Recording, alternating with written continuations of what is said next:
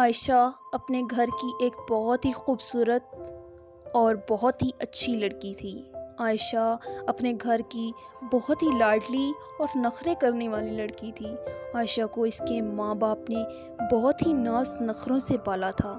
اس کے گھر میں نوکر چاکر تھے جو نہ صرف اس کے گھر کا کام کرتے بلکہ عائشہ کو بہت پیار بھی کرتے تھے۔ عائشہ کی آنکھیں نیلے رنگ کی تھی، اس لیے اس کو سب نیلی کہہ کر پکارتے تھے، مگر نیلی ان سب چیزوں سے انجان تھی۔ اسے تو کبھی پتہ ہی نہیں تھا کہ یہ جو ماں باپ ہیں یہ اس کے اپنے نہیں ہیں، یہ اصل میں اس کے چاچا اور چاچی ہیں۔ جب نیلی 3 سال کی ہوئی تو اس کے ماں اور بابا کا ایک کار ایکسیڈنٹ میں انتقال ہو گیا۔ چاچا اور چاچی کا ایک ہی بیٹا تھا، وہ ملک سے باہر پڑھنے گیا ہوا تھا۔ نیلی اپنے گھر میں بہت خوش تھی، اس کو کبھی بھی کسی بھی چیز کی کمی محسوس نہیں ہوتی تھی۔ اسے غریب لوگوں کی مدد کرنے کا بہت شوق تھا، مگر اس کے چاچا جس کو وہ بابا کہہ کر پکارتی تھی ان کو پسند نہ تھا۔ ان کو لگتا تھا کہ بانٹنے سے ہمارے خزانے میں کمی آ جائے گی، اور وہ نیلی کو اس بات سے منع کرتے اور اکثر اس بات پر نیلی کو ڈانٹ بھی پڑ جاتی تھی۔ اب نیلی کی عمر 18 سال ہو گئی تھی۔ آج نیلی کے لیے بہت بڑا دن تھا۔ ہمیشہ کی طرح اس سال بھی پورے محل کو سجایا گیا تھا۔ نیلی کے بہت سے دوست بھی آئے اور ساتھ ہی ساتھ چاچا کا بیٹا عمر بھی آ گیا تھا۔ سب بہت خوش تھے۔ نیلی کیونکہ ایک بڑے کالج میں پڑھتی تھی تو اس کی سوچ بھی آزاد تھی۔ یہ جس کالج میں پڑھتی وہاں کا ایک لڑکا ساحل اس کا بہت اچھا دوست تھا، اس کو پسند کرتا تھا اور دونوں ایک دوسرے سے شادی کرنا چاہتے تھے۔ اور آج کے اس خوبصورت دن پہ نیلی یہ بات بھی سب کو بتانے والی تھی، اور ادھر اس کا باپ یعنی کہ چاچا یہ اعلان کرنے والا تھا کہ وہ نیلی کی شادی اپنے بیٹے کے ساتھ کرنے والا ہے، اور ساتھ ہی یہ بات نیلی کو بتانے والے تھے کہ وہ اس کے سگے ماں باپ نہیں ہیں۔ اس کے چاچا کو اس بات پر جیسے یقین تھا کہ وہ یہ سب آرام سے بولے گا اور نیلی اس بات پر کوئی ری ایکٹ نہیں کرے گی، مگر آج تو کچھ اور ہی ہونے والا تھا۔ خیر، شام کے 5 بجے سب مہمان آ چکے تھے۔ ساحل بھی اس پارٹی میں آ چکا تھا۔ آج نیلی بہت زیادہ خوش تھی کیونکہ اس کو ایک ساتھ 2 خوشیاں ملنے والی تھیں۔ دوسری طرف چاچا اور چاچی یہ پلان بنا رہے تھے کہ آج وہ نیلی کو اپنی بہو بنانے کا اعلان کرے گی۔ نیلی چاچا اور چاچی کو بلانے آئی تو اس نے چاچا اور چاچی کی یہ باتیں سن لی تھیں، اور وہ آ کر بولنے لگی کہ آپ میرے ماں اور بابا نہیں ہیں۔ نیلی کے تو جیسے پیروں تلے سے زمین ہی نکل گئی، مگر چاچا نے اس کو جیسے تیسے بولا کہ سب مہمان آئے ہیں، تم پہلے کیک کاٹ دو تو ہم اس پر بعد میں بات کریں گے۔ جب کیک کاٹا گیا تو ایک اور عذاب جو نیلی کا تھا، اس کے چاچا نے سب کے سامنے یہ اعلان کر دیا کہ وہ نیلی کو اور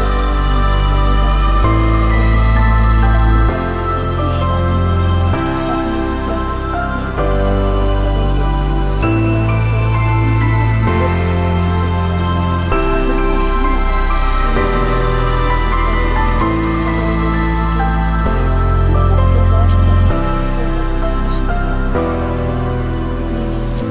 زیادہ بیمار ہو گئی، مگر اس کو چاچا اور چاچی نے پوچھا بھی نہیں۔ ان کی ایک وفادار نوکرانی تھی جس نے اس حال میں نیلی کو سنبھالا۔ ادھر ساری جائیداد کے کاغذات اس کے چاچا نے تیار کروا لیے، اور اس کے ساتھ اس کے چاچا کا بیٹا بھی شامل تھا۔ نیلی اب بہت پریشان رہنے لگی تھی کیونکہ آج سے پہلے اس نے سب کچھ کبھی نہیں دیکھا تھا، مگر جو ہونا ہو اس کو ٹال ہی کون سکتا ہے۔ نیلی کی شادی کی تیاریاں شروع ہو گئی، مگر نیلی کو کہا گیا کہ اس کو خاندان کی عزت کی خاطر یہ شادی کرنا پڑے گی، اور نیلی کو یہ بولا گیا کہ شادی سے پہلے ہی ساری جائیداد جس کی وہ اکیلی مالک تھی وہ سب اسے ان کے بیٹے کے نام کرنا ہوگا، جو نیلی کو بالکل بھی اچھا نہیں لگتا تھا۔ نیلی نے بولا کہ شادی کے بعد وہ عمر کے نام جائیداد کرے گی۔ نیلی کے خاندان کی عزت کی خاطر شادی کر لی، اور شادی کے اگلے دن ہی عمر نے نیلی سے جائیداد کے پیپر سائن کروا لیے اور گھر کے سارے نوکروں کو گھر سے نکال دیا۔ نیلی کے چاچا اور چاچی نے اس پر تو جیسے ظلموں کے انبار لگا دیے۔ نیلی نے کبھی کوئی کام نہ کیا، اسے اب گھر کا سارا کام کرنا پڑتا۔ وہ چاچا چاچی کی خدمت بھی کرتی اور عمر کی بھی ہر بات مانتی، مگر پھر بھی وہ اس سے کبھی خوش ہی نہ ہوتے۔ اس کے چاچا چاچی ہونے کے ساتھ ساتھ ظالم بھی تھے۔ اس بات کو اس نے اپنے دوستوں کے لوگوں کی وہ مدد کرتی لوگوں سے اکثر سنا تھا، مگر یہ وہ کبھی حقیقت میں دکھی تھی۔ اس بات کا اسے کوئی فکر نہیں۔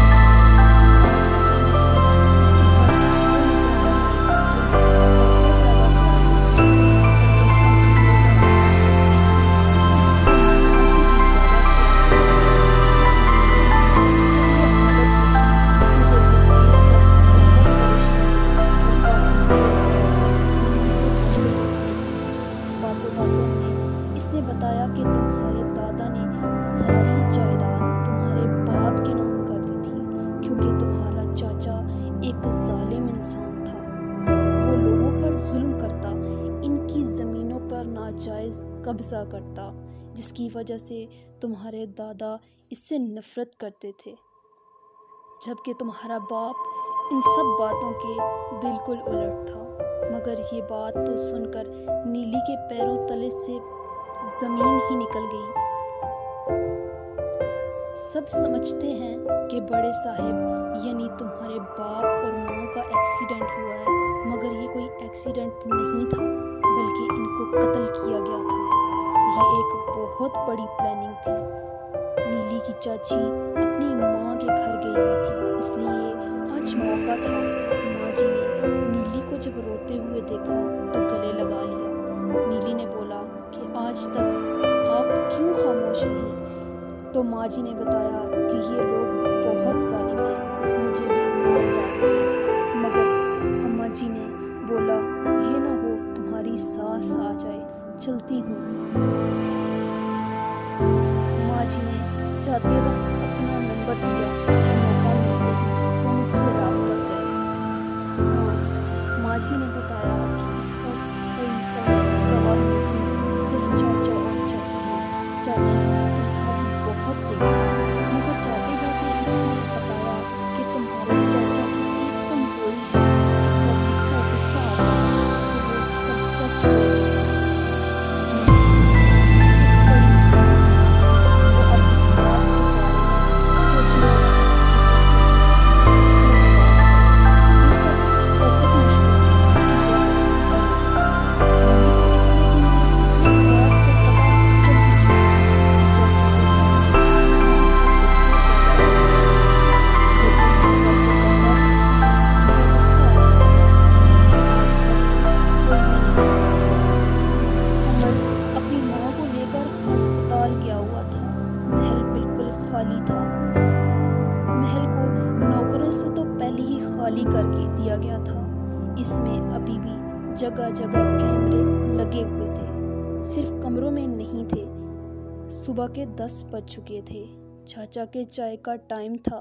چاچا اپنے کمرے سے نکل کر ہال میں آ بیٹھے۔ نیلی کو جیسے بس اسی طرح کے موقع کا انتظار تھا۔ چاچا نے دیکھا کہ پورا محل بکھرا پڑا ہے۔ وہ غصے سے چلانے لگے اور ساتھ ہی بولا میرے لیے چائے لاؤ۔ نیلی نے انہیں اور غصہ دلانے کے لیے بولا کہ میں آپ کی نوکر نہیں ہوں۔ چاچا کو غصہ آ گیا۔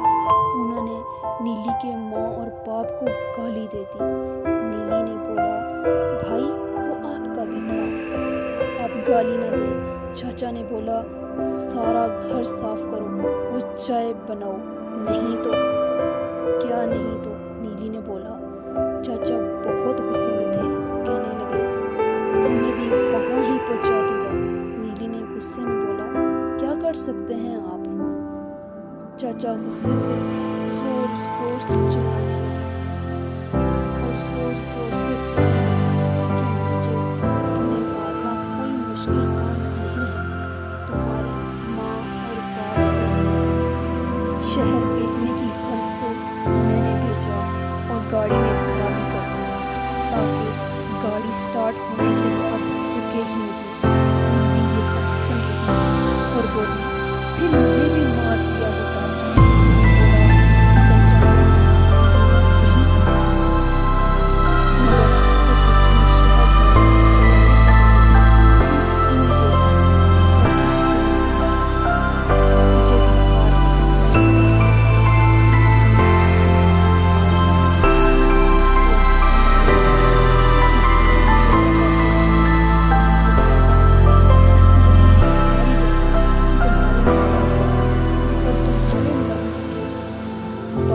یہ غریبوں میں تقسیم ہو جانی تھی اور یہ مجھے کبھی منظور ہی نہیں تھا.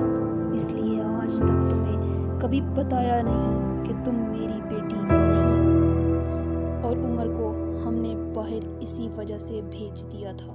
اب میں تمہیں بھی مار ڈالوں گا کیونکہ اب سب میرے بیٹے کے نام ہو چکا ہے. یہ سب کرتے ہوئے چاچا کو یاد ہی نہیں رہی کہ نیلی کے علاوہ اس کی یہ تمام بکواس کیمرے میں ریکارڈ ہو رہی ہے. پھر بس کیا تھا، اتنے میں چاچا اور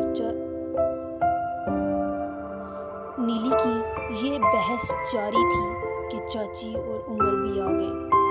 عمر لالچی ضرور تھا مگر وہ اتنا بھی برا نہیں تھا. اس نے جب اپنے باپ سے پوچھا تو اس نے ہاں میں جواب دیا. عمر نے نیلی کو روتے ہوئے دیکھا تو گلے لگا لیا اور اسے دلاسا دیتے ہوئے بولا کہ تمہارے ماں بابا کے قاتل کو سزا ضرور ملے گی. اس نے اسی وقت پولیس کو کال کی اور اپنے ماں اور بابا کو پولیس کے حوالے کر دیا اور وہ سی ڈی جس میں انہوں نے اپنے سارے جرم قبول کیے تھے وہ بھی پولیس کے حوالے کر دی. پورا گاؤں یہ سب دیکھ کر بہت خوش تھا مگر نیلی اپنے ماں اور باپ دونوں کی موت کو سن کر بہت بیمار ہو گئی. کچھ ہی عرصے میں یہ دنیا چھوڑ کر چلی گئی. عمر نے اس کو بچانے کے لیے بہت کوشش کی مگر ہمیشہ عمر نے ساری جگہ اس طرح